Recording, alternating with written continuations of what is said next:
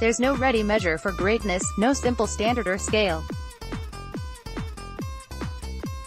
To pick one game as the best ever played, you need to weigh more than 100 years worth of who, what, where, when, why, and how. To even get to the best Wimbledon final in modern history, you have to split Goran Ivanisevic v Pat Rafter from Venus Williams v Lindsay Davenport, to separate Björn Borg's 16-18 tiebreak against John McEnroe from Margaret Court's 7 match points against Billie Jean King. And then you come to that match, Rafael Nadal v Roger Federer in 2008, 6-4, 6-4, 6-7, 6-7, 9-7, 10 years ago this summer. And suddenly it's simple. Just ask McEnroe, who commentated on it, "The greatest match I've ever seen," or Borg, who watched it from the royal box, "That's the best tennis match I've ever seen in my life. I was just happy to be there, to be part of that final." You cannot see a better tennis match.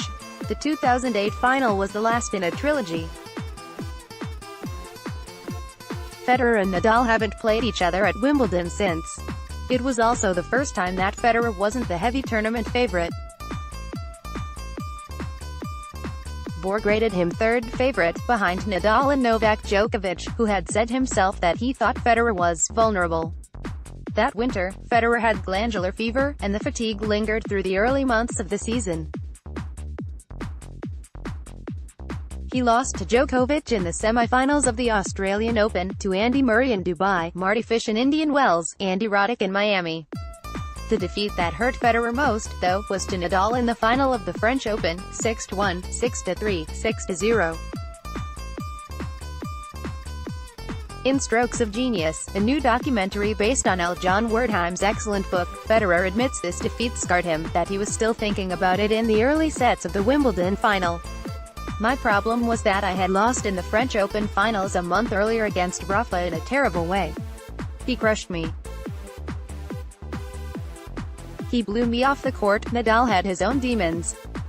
Federer had beaten him in the previous 2 Wimbledon finals. The second loss, he wrote in his autobiography, left him utterly destroyed. Worse, it wasn't his game that failed him. "I had let myself down and I hated that. I had flagged mentally." Facebook, Twitter, Pinterest. Roger Federer plays a running forehand in the first set. Photograph, Tom Jenkins for The Guardian. He wept for 30 minutes in the dressing room afterwards, tears of disappointment and self-recrimination. He was determined that, whatever else gave way this time, my head would not. Both men, then, felt they had something to prove to themselves and each other. Now they were back in the same changing room. "We shook hands, nodded, exchanged the faintest of smiles," Nadal remembered, "and stepped over to our respective lockers, maybe 10 paces away from each other, and then pretended the other wasn't there." For 3 years, Nadal had been stuck behind Federer in the rankings. Number 2 in the world. At the same time, he actually had the better head-to-head record against him, 11-6, including the last 3 in a row. Nadal never believed he could match Federer's talent. He didn't think he needed to. "There is a difference between who is better and who knows more," said Nadal's coach, mentor and uncle, Tony Nadal. "Roger is an amazing player, but he is human. You put doubt in his head," and Nadal had a simple strategy: keep hitting to Federer's backhand and to never let up, but put him under pressure, wear him down. He wanted to break that easy rhythm of his, push him to the edge, to frustrate him, drive him close to despair. They were late on court, because of a shower. Federer served first. It took 14 strokes to settle the first point. "A first point like that gives you confidence," Nadal wrote.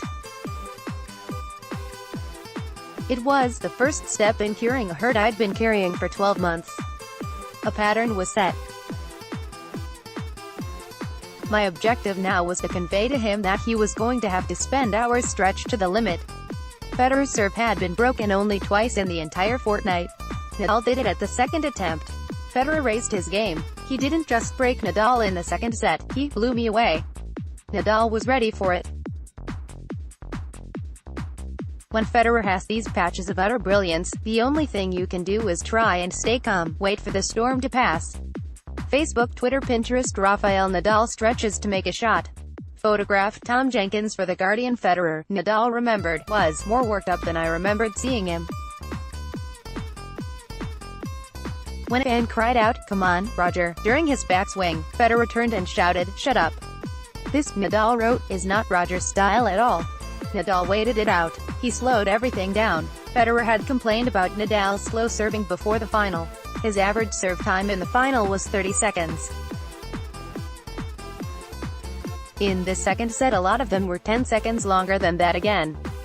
The umpire, Pascal Maria, decided to warn him for a time violation. Nadal shrugged it off. He won the next point with a backhand slice, a shot he had been working on in practice. It was one of the best winners of my life. Then everything changed. Federer thinks it was the rain break that did it. It took me 2 sets to shake it off, and I believe that rain delay probably woke me up. Federer says in strokes of genius. I said, if we're going to go out of this match, at least you're going to go down swinging.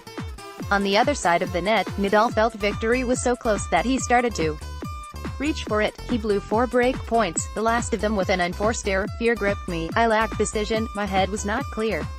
That fear came back again in the fourth. Not a fear of losing, but a fear of winning. I felt I was in touching distance of my live stream, and all of a sudden, my arm had tightened, my rhythm was shot. By the time they reached the tie-break, he had come back from the precipice. He earned 1 championship point, which Federer saved, and then another. I did exactly what I had to do, Nadal wrote, and right here, was the very first moment in my life in which, approaching to hit the ball before I'd made impact, I was filled with the euphoric sensation that victory was mine. Years later, Federer would say that he had only played 2 perfect points in his life. This was one of them. A backhand down the line. It wasn't the shot itself but the importance it had in the match, Federer said, as it allowed me to survive until a 5th set. It was this point, this shot, which gave the match a mythic quality. Facebook, Twitter, Pinterest. Rafael Nadal falls to the ground after claiming victory. Photograph. Tom Jenkins for The Guardian. In his famous essay Roger Federer is Religious Experience, David Foster Wallace called them Federer moments, times when the jaw drops and eyes protrude and sounds are made that bring spouses in from other rooms to see if you're okay. I don't think many players will recover from that disappointment, says Maria. Nadal is the only one. He played the next point like it is the first point of the match. If the first rain break helped Federer, the second seemed to help Nadal. Blowing my chance in the fourth had made me stronger, not weaker. Because I wasn't going to buckle again. Tony Nadal was resigned to defeat, until Rafa told him, "Relax, don't worry, I'm calm, I can do it." By the time they got back on court, it was so dark that Hawkeye stopped working. It wasn't able to pick up the ball. At one stage one thought this match would never end, says Maria. I even thought it shouldn't end. We don't want a winner. We want 2 winners. Let's stop it and we'll give them 2 trophies the next day. They both start again next year. Facebook, Twitter, Pinterest. Rafael Nadal walks over the roof of the commentary boxes to the royal box. Photograph. Tom Jenkins for The Guardian. At 7-7 in the 5th, the championship referee, Andrew Jarrett, decided they would play 2 more games then call it off for the night because of bad light. And then Nadal broke Federer's serve one last time. Serving for the championship, Nadal decided to make his wildest move yet. My mind was clouded by nerves. I had to conquer those nerves right now, and the way to do it was to raise my aggression. For the first time in 4 3/4 hours of play, he decided to serve in volley. Then at deuce, he switched it up again, and served to Federer's forehand. That won him a match point. And Federer hit the net. Game, set, and match, Rafael Nadal, said Maria. 4 minutes later, the national grid experienced a 1,400 megawatt spike.